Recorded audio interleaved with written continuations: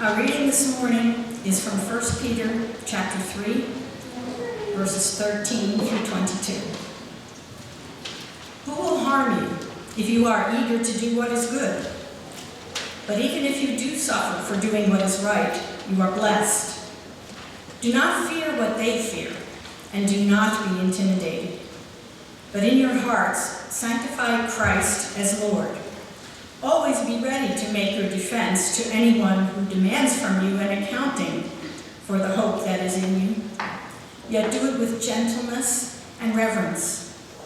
Keep your conscience clear, so that when you are maligned, those who abuse you for your good conduct in Christ may be put to shame. For it is better to suffer for doing good, if suffering should be God's will, than to suffer for doing evil. For Christ also suffered for sins once for all, the righteous for the unrighteous, in order to bring you to God. He has put to death the flesh, but made alive in the Spirit, in which he also went and made a proclamation to the spirits in prison, who in former times did not obey, when God waited patiently in the days of Noah during the building of the ark, in which few, that is 8 persons, were saved through water. And baptism, which is prefigured, now saves you, not as a removal of dirt from the body, but as an appeal to God for a good conscience, through the resurrection of Jesus Christ, who has gone into heaven and is at the right hand of God, with angels, authorities, and powers made subject to him.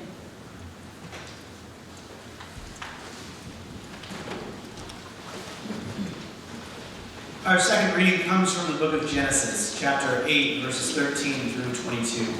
This is the conclusion of the story of Noah's Ark. I hope that we remember what had happened, that Noah was a righteous man, that God commanded Noah to build an ark and said that God would flood the world.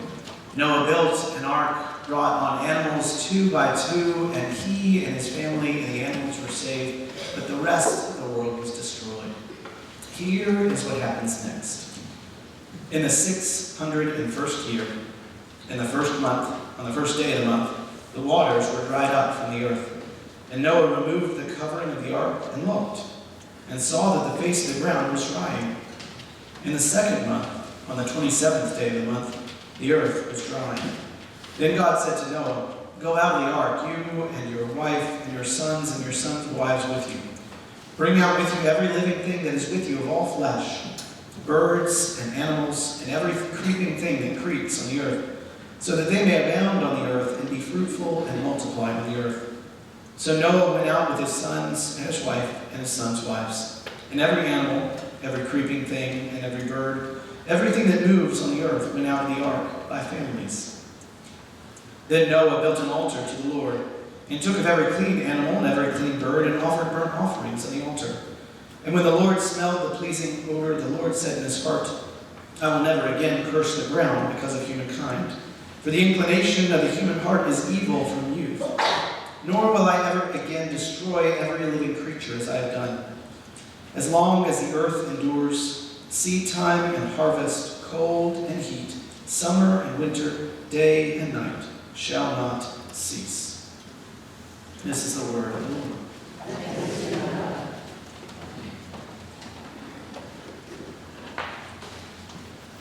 The only way to tell this story is to start with the rainbow.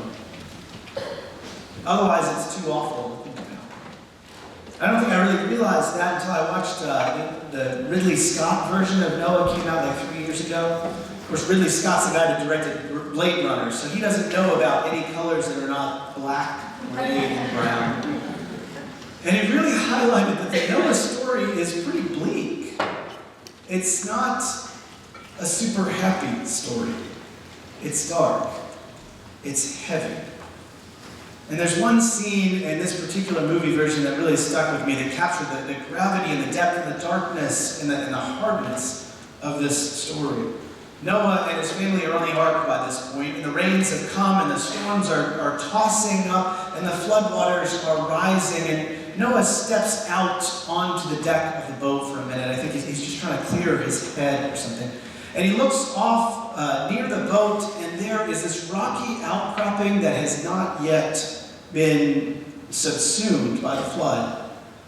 And it sort of zooms in, and you see there's people on it. People that are clinging for dear life.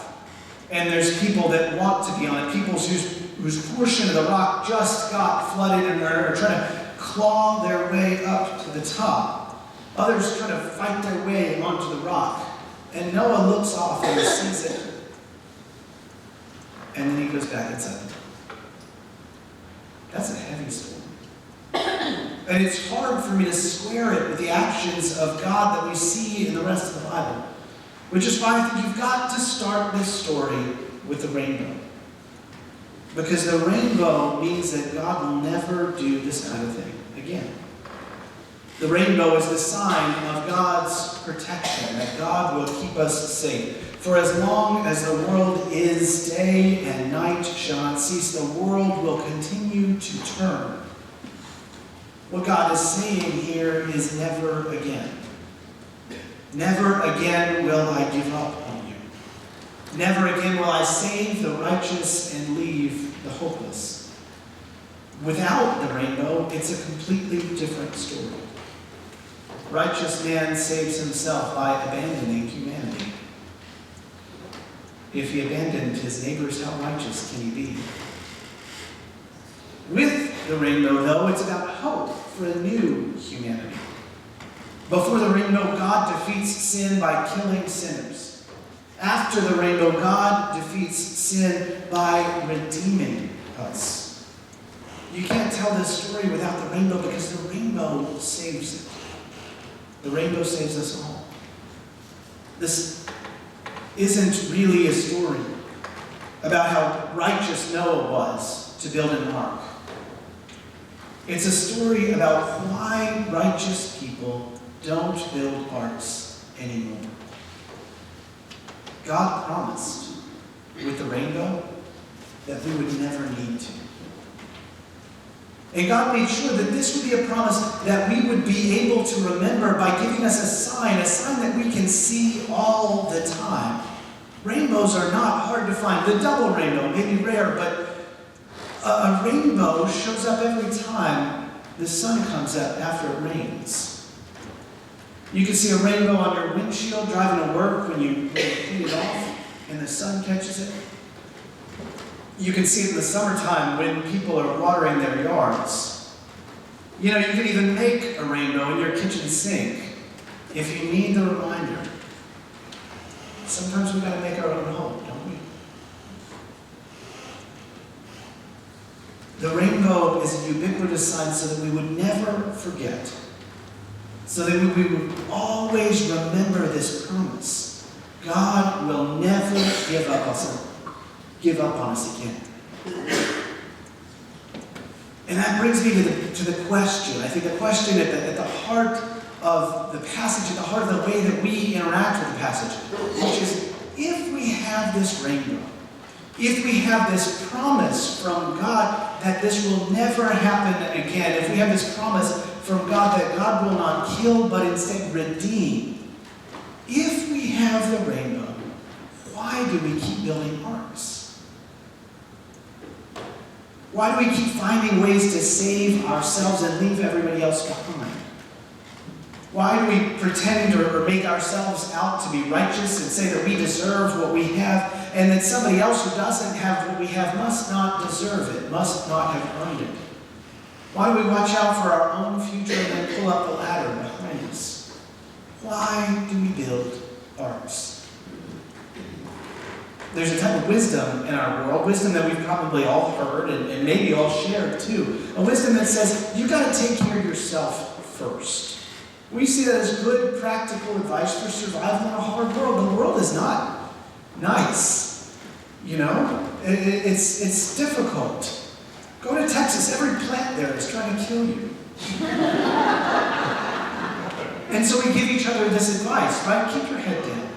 Don't make any trouble that you might get caught up in. You can't save everybody, And the myth of rugged individualism is deep in our DNA. As a country, that's who we think we are. We are the ones who take care of ourselves. And we don't need anybody to help us, or we don't need to help anybody else. Even though one of our national holidays is based on the fact that the Pilgrims couldn't make it on their own. Still, we tell each other to take care of ourselves first. And that worldly attitude seems to make a lot of sense. But the end result of it is that we are all out here building lifeboats when God has promised that the flood will never come. And lifeboats are busy and exhausting and easily overwhelmed. The truth is, the only way people have ever survived in a tough world, what makes us human, is our ability to depend on each other and to be depended on. Our ability to partner together, to work together, to be kind to one another and help each other. That's the only way we make it in a hard world.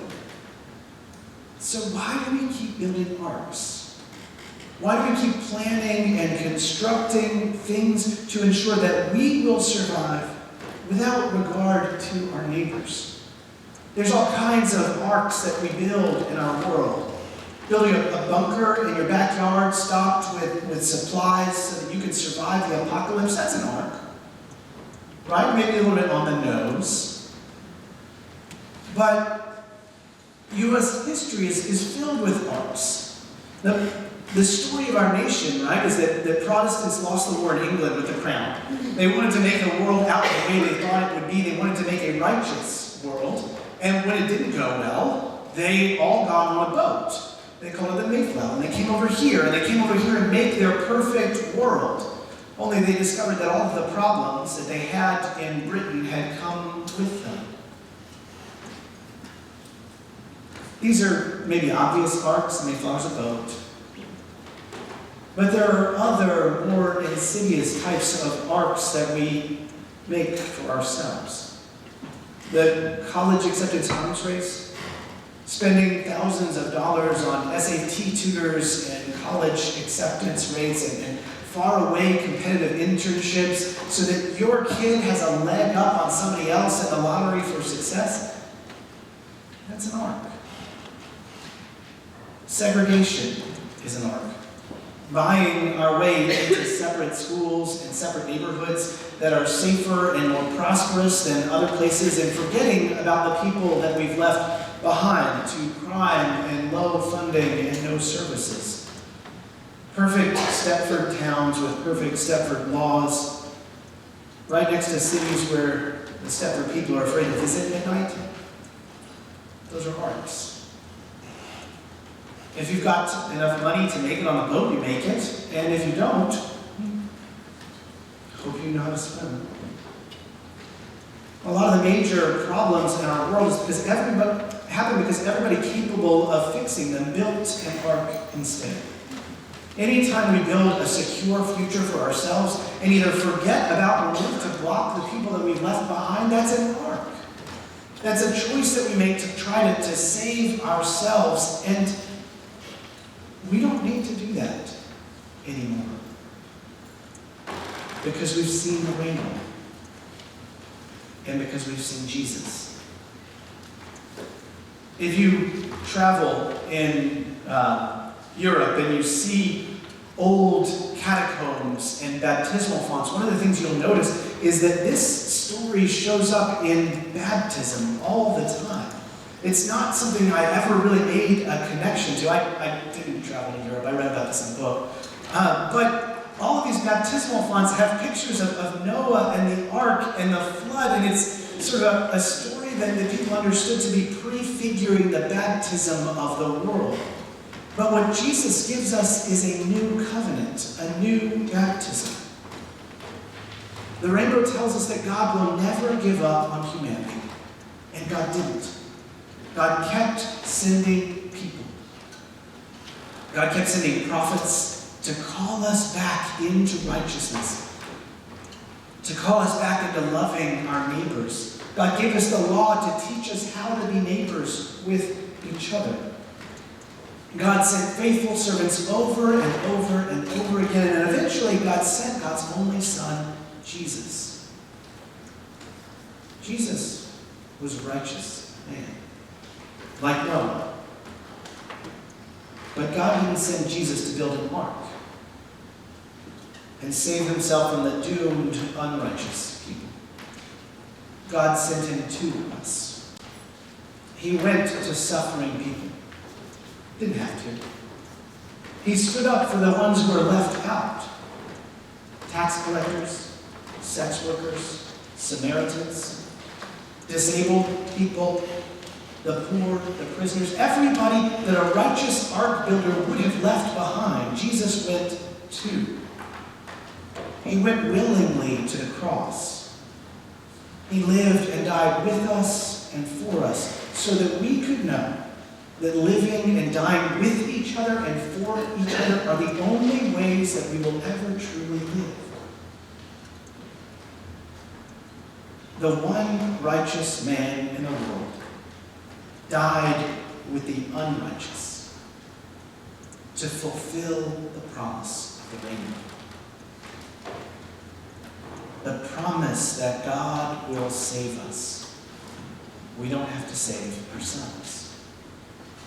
Arks will not save us. They only isolate us from our shared hope in humanity. Our job isn't to follow Noah. Our job is to follow Jesus. It is to lay down our self-righteousness, our selfishness, ourselves, and take up our cross and follow him. You don't have to save yourself because God has promised to save you in Jesus Christ. By the one who chose not to abandon his neighbor, but to die with him, and so brings us all forth to live. I remember I was in Houston, and I didn't grow up in Houston. I didn't know how things worked there. I remember somebody was just kind of talking about something. He said, well, you guys all know what we do after a hurricane, right? And they all did, but I didn't. And I didn't want to embarrass myself. So I asked him later, and I said, well, what do you mean, what we all do after a hurricane? And it turns out, after a hurricane passes, do you know what they do in Houston? They grill. And do you know why they grill? The power's going to be out for at least a week.